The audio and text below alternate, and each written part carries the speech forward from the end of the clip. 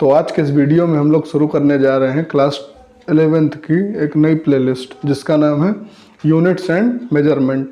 तो आप लोगों ने पहला चैप्टर आई थिंक आप लोगों ने पढ़ लिया होगा, क्योंकि उसमें कुछ उतना खास है नहीं। ठीक है, तो उसमें क्या है, साइंस का डेफिनेशन, फिजिक्स क्यों पढ़नी है, फिजिक्स क्या है, कहाँ से कैसे क्या, तो सब थ्योरेटिकल चैप्टर है, आप लोग उसको पढ़ सकते हैं। और उससे उधर से कुछ भी एग्ज़ाम वगैरह में कुछ आता भी नहीं है। ठीक है, तो अपन लोग को उससे मतलब भी नहीं, ऐसे ही दिया है, तो तुम लोग भी वैसे ही उसको पढ़ सकते हो। लेकिन दूसरा जो है यूनिट्स एंड मेजरमेंट, वो बहुत इंपॉर्टेंट है। उससे कम से कम IIT नीट में एक क्वेश्चन या दो क्वेश्चन तो रखे ही हैं पक्का, एकदम 100%। ठीक, तो आप लोग को इसको एकदम बेहतरीन तरीके से पढ़ना है, और नहीं पढ़ोगे तो क्या हो जाएगा, एक को नंबर नहीं मिलेगा। नंबर चाहिए तो पढ़ना पड़ेगा, नंबर के लिए भी नहीं भाई, तब भी अगर कॉन्सेप्चुअल भी पढ़ना है तो उसके लिए भी ये बहुत ज़रूरी है, क्योंकि अगर ये आ गया तो यहाँ से कोई भी फार्मूला बन जाएगा और उसकी कुछ भी डायमेंशन बन जाएगी। ठीक, तो ये चैप्टर बहुत इम्पोर्टेंट है, तो आप लोग इसको एकदम सलीके से देखते रहें, सुनते रहें। तो हम लोग का पहला टॉपिक कौन सा है, physical quantity. Physical quantity, physical quantity क्या होती हैं, जिसको हम लोग मेजर कर सकें। ठीक है, a quantity amount which can be measured. जैसे आप लोग सपोज करिए आप लोग गए परचून शॉप पे, किराने की दुकान पे, हाँ पहुंच गए ना, पहुंच गए, और आप लोग को चाहिए 5 लीटर तेल, मतलब तो इसमें लीटर क्या हो गया आप लोग को, यूनिट। अब ऐसा तो बोलोगे नहीं ना कि 5 तोला तेल दे दो या 5 ग्राम तेल दे दो, तो मारेगा एक थप्पड़ भगा देगा। ठीक, तो प्रॉपर यूनिट पता होनी चाहिए कि किसकी कहाँ पे और कैसे इस्तेमाल करनी है। जैसे अभी आप लोग को मान लीजिए चावल चाहिए, गेहूँ चाहिए, तो 5 किलो बोलेंगे, 5 kg, 5 लीटर चावल 5 लीटर गेहूँ तो नहीं बोलोगे ना। तो कौन सी ऐसा यूनिट कहाँ पे इस्तेमाल करनी है, उसको क्या बोलते हैं, फिजिकल क्वांटिटी। फिजिकल क्वांटिटी क्या होती है, अ क्वांटिटी और standard which is used to measure something, उसको क्या बोलते हैं, फिजिकल क्वांटिटीज़। ठीक, ऐसी क्वांटिटीज़ जिसको अपन लोग क्या करते हैं, मेजर करने के लिए किसी भी चीज़ को उसको इस्तेमाल करें, उस चीज़ को क्या बोलते हैं, फिजिकल क्वांटिटीज़। ऑलराइट, दूसरी होती हैं, जैसे इसमें कुछ भी बोल सकते हैं, kg, मीटर, सेकेंड, व्हाटएवर। और एक होती है non physical quantity. Non physical quantity में जैसे, ये बहुत इम्पोर्टेंट, यहाँ से कुछ नहीं आता लेकिन ये समझ में आना चाहिए। ठीक है, जैसे आप बोल दें ताजमहल बहुत खूबसूरत, कितना खूबसूरत है, इतना ये बहुत सारा। तो अपन लोग इस खूबसूरती को एक्सप्रेस नहीं कर सकते, मतलब किसमें कि 5 किलो खूबसूरत है या 5 लीटर खूबसूरत है, तो अपन लोग ऐसे नहीं बोल सकते ना। तो ये नॉन फिजिकल क्वांटिटी वो होती हैं जिसको अपन लोग मेजर नहीं कर पाए। जैसे अब बोल दे प्रियंका चोपड़ा बहुत खूबसूरत है, ठीक, तो कितनी खूबसूरत, या ये बिल्डिंग, यहाँ पे बहुत सारी बिल्डिंग है, तो मतलब कितनी बिल्डिंग है, तो आप लोग काउंट करिए तो बैठ के तो गिन सकते हैं इतनी है।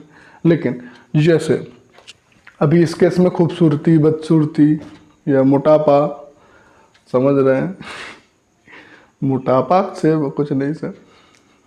तो और जैसे कितना काला है, कितना गोरा है, तो ये रंग भेदभाव नहीं करना चाहिए, लेकिन मैं जस्ट आपको एक एग्जांपल दे रहा हूँ। ठीक, उसको क्या करते हैं, एक्सप्रेस नहीं कर सकते, उस चीज़ को क्या बोलते हैं, non physical quantity which can't be measured, that quantity is known as non physical quantities। अपन लोग उसको नहीं लेते, तो हम लोग को क्या पढ़ना है, फिजिकल क्वांटिटीज पढ़नी है। और ये भाई साहब को यहीं से भूल जाइए खूबसूरती को, खूबसूरती गई तेल लेने। अब यहाँ से शुरू करते हैं अपन लोग का टॉपिक। ठीक, तो क्या है, नॉन फिजिकल हो गया, फिजिकल भी समझ लिए तुम लोग, बहुत सही। अब फिजिकल क्वांटिटीज़ के क्या है, अब फिजिकल क्वांटिटीज़ के टाइप्स हैं, क्योंकि नॉन फिजिकल क्वांटिटीज़ आप लोग को नहीं पढ़नी, ठीक है। तो नॉन फिजिकल क्वांटिटीज़ आप लोग को नहीं पढ़नी, ठीक। अभी क्या करते हैं, फिजिकल क्वांटिटीज़ कितने टाइप की होती हैं? 2 टाइप की। कौन कौन सी? पहली फंडामेंटल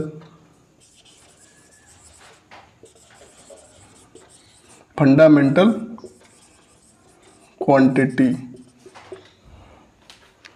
फंडामेंटल क्वांटिटीज़ क्या होती हैं कि ये ऐसी क्वांटिटीज़ होती हैं जो कि खुद से ही बनी होती है, मतलब ये किसी से डिराइव नहीं होती हैं, किसी पे डिपेंड नहीं होती है, खुद पे ही। फिजिकल क्वांटिटी क्या होती हैं? खुद पे ही डिपेंड होंगी और किसी पे नहीं होंगी। तो क्या लिख सकते हैं इसकी डेफिनेशन? द क्वांटिटी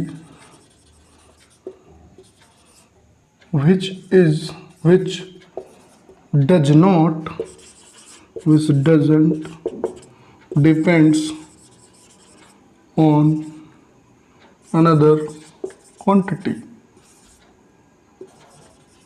ऐसी क्वांटिटीज, ऐसी जो कि किसी पे डिपेंड नहीं हो, उनको क्या बोलते हैं? Physical quantity. और फंडामेंटल क्वांटिटीज उसी का टाइप पढ़ रहे हैं अपन लोग। जैसे हम लोग बात करते हैं केजी। केजी किस पे डिपेंड है? किसी पे नहीं।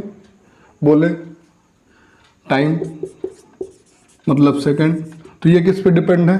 किसी पे नहीं। अब टाइम को क्या बोलेंगे, किस पे डिपेंड है गुरुजी? लेकिन अभी जैसे बोल दें एक्सेलरेशन, उसकी क्या होती है? मीटर पर सेकंड स्क्वायर। तो इस पे क्या, किस पे डिपेंड है? पहले टाइम पे डिपेंड है कि नहीं? ठीक। तो इस तरह मतलब किसी पे डिपेंड नहीं हो, ऐसी क्वांटिटीज़ को क्या बोलते हैं? Fundamental quantities. तो ऐसी कितनी है अपन लोग के पास? 7 क्वांटिटीज़ है। कितनी? 7। पहली आप लोग इसको फटाफट, सबसे पहले क्या है? मास। दूसरी लेंथ। तीसरा टाइम। चौथा क्या है भाई? टेम्परेचर। पांचवा अमाउंट ऑफ सब्सटेंस। और क्या बच रहा है? छठवां करंट को मत भूलना। और सातवां क्या बची? Luminous intensity. Luminous intensity. ये आप लोग के क्या है? 7 फंडामेंटल क्वांटिटीज हैं। मास की ऐसा यूनिट क्या होती है? केजी। लेंथ की क्या होती है बालक? मीटर। सेकंड। टेम्परेचर की केल्विन। डिग्री सेल्सियस नहीं होती, याद रखना। बहुत तुम लोग एकदम पढ़ते रहते हैं 27 डिग्री सेल्सियस, तो डिग्री सेल्सियस उसकी ऐसा यूनिट नहीं होती है। क्या होती है? केल्विन होती है। Very good.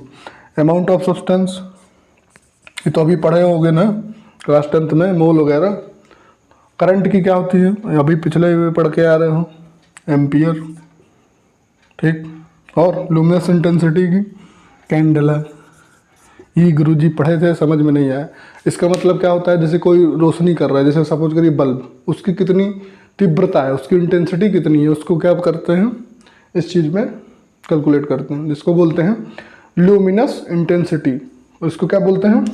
कैंडेला। लिख दे, कैंडेला, सिंड्रेला। और इसको एम्पियर, इसको मोल, केल्विन, सेकंड, ये तो सब आप लोग को पता है। ठीक। तो ये हो गई 7 फंडामेंटल क्वांटिटीज। और जैसे ये 7 हो गई और 2 और है, उसको क्या बोलते हैं? Supplementary quantities. इनको छोड़ के बाकी जितनी भी बची वो डिराइव्ड क्वांटिटीज। ठीक। तो ये हो गई 5। 2 और होती हैं, यहाँ पे लिख दे कौन कौन सी। पहली मतलब इसको इरेज कर देते हैं, फिर लिखते हैं। ठीक। तो आप लोग इसको जिसको लिखना हो तो ये लिखें, फिर आगे की हम लोग शुरू करते हैं। ऑलराइट बालक, कहा गुरुजी इरेज कर दिए, दिखा नहीं मुझे। तो बालक आप लोग 10 सेकंड पीछे जाइए, बटन दबाओ, पीछे भगो, और पीछे जाने के बाद मज़ा आएगा। दूसरी कौन सी है? सप्लीमेंट्री सप्लीमेंट्री एग्जाम होता है ना, सप्लीमेंट्री क्वांटिटीज। पहला plane angle, plane angle, angle क्या होता है, प्लेन एंगल। जैसे अभी ये क्या है, ये क्या है, द्विवेदी जी का क्या है, सर्कल है, ठीक। मान लो दिख रहा है अंडा लेकिन है सर्कल, ठीक। इसको क्या बोलते हैं, सेंटर। इसको क्या बोलते हैं, रेडियस। इसको क्या बोलते हैं, यह रेडियस। और ये क्या है, इसको क्या बोलते हैं बालक, आर्क। इसको अपन लोग अभी डिनोट कर लेते हैं एल से। ये क्या है, थीटा, ठीक। तो यहाँ पे थीटा इज इक्वल टू क्या होता है, length of arc upon radius. क्या, फिर से बोलो, length of arc upon radius.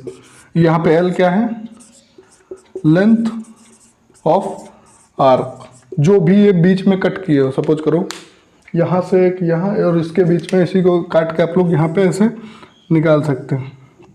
इसको क्या बोलते हैं, लेंथ ऑफ आर्क। और ये आर, ये आर, और ये क्या हो जाएगा, थीटा। इन दोनों के बीच का जो एंगल होगा उसको क्या बोलते हैं, थीटा। वेरी गुड, बहुत सही, समझ में आया। अब ये एक सर्किल है, ठीक। प्लेन एंगल्स की ऐसा यूनिट क्या होती है, रेडियन। इसको आर ए डी ऐसे लिखते हैं, ठीक। अब रेडियन हो गया, तो पाई में कितना होता है, 180, और 2 पाई में 360, ठीक। तो ये सर्किल है, सर्किल में टोटल एंगल कितने का होता है, कंप्लीट एंगल सर्किल के केस में 360 डिग्री। कितने का, 360 डिग्री। तो अपन लोग अगर थीटा की जगह पे क्या लिख दें, 300 मतलब 2 पाई लिख दें, is equal to L upon R. तो ये कितना हो जाएगा, 2 pi R equal to L. तो ये एल क्या, 2 पाई आर क्या हो गया, मतलब इसकी लेंथ, मतलब ये पूरा एरिया इस बार कवर हो गया इसमें। तो इसको क्या बोलते हैं, प्लेन एंगल। दूसरा होता है सॉलिड एंगल,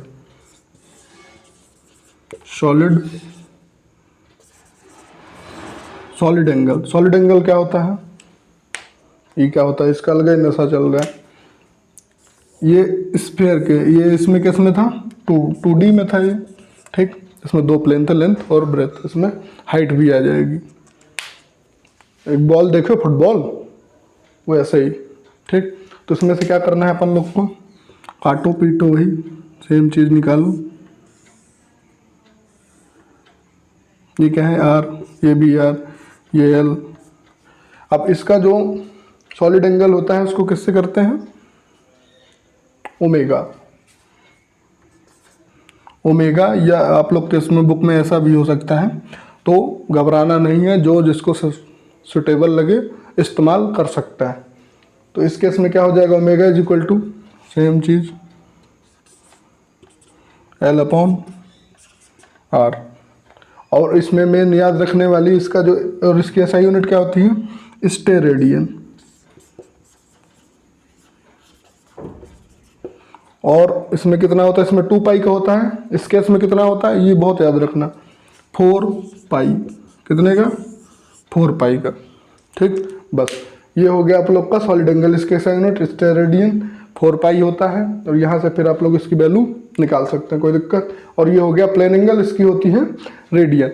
और इन सब को छोड़ के, कौन सी, 7 पिछली वाली और 2 ये वाली, 7 कौन कौन सी थी, मास, लेंथ और time, amount of substance, mole of, वो इसका मोल था, करंट, और कौन सा था, ल्यूमिनस इंटेंसिटी, जितनी भी हो गई। और इन दोनों को छोड़ के प्लेन एंगल और सॉलिड एंगल, बाकी जितनी भी हैं वो किस में आएंगी, डिराइव्ड क्वांटिटीज़ में। तो आप लोग इसको नोट करिए, आगे बढ़ते हैं।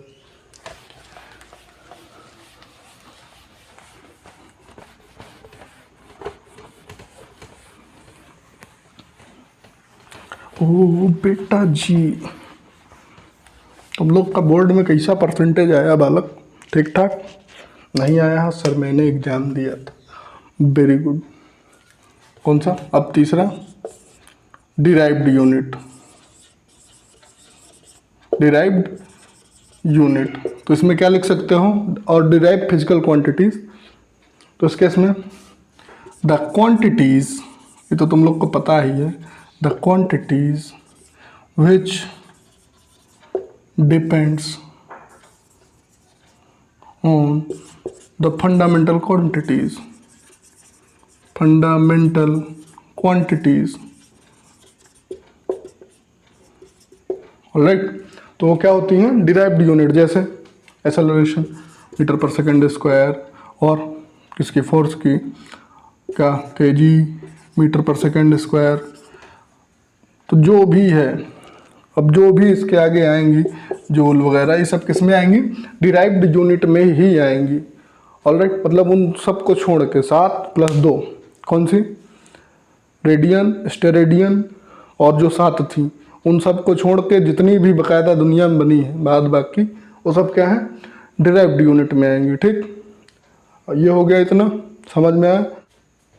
तो आज के लिए बस इतना ही। Thank you so much, thanks lot. मिलते हैं नेक्स्ट वीडियो में, उसमें क्या करेंगे, अपन लोग डायमेंशन फाइंड करेंगे कि किसकी कितनी होती हैं, ठीक। MLT वाला कॉन्सेप्ट जो था। तो आज इंट्रोडक्शन वीडियो था, उम्मीद करता हूँ आप लोग को समझ में आया होगा। तो मिलते हैं नेक्स्ट वीडियो में। Thank you so much, thanks lot. पढ़ते रहो बालक।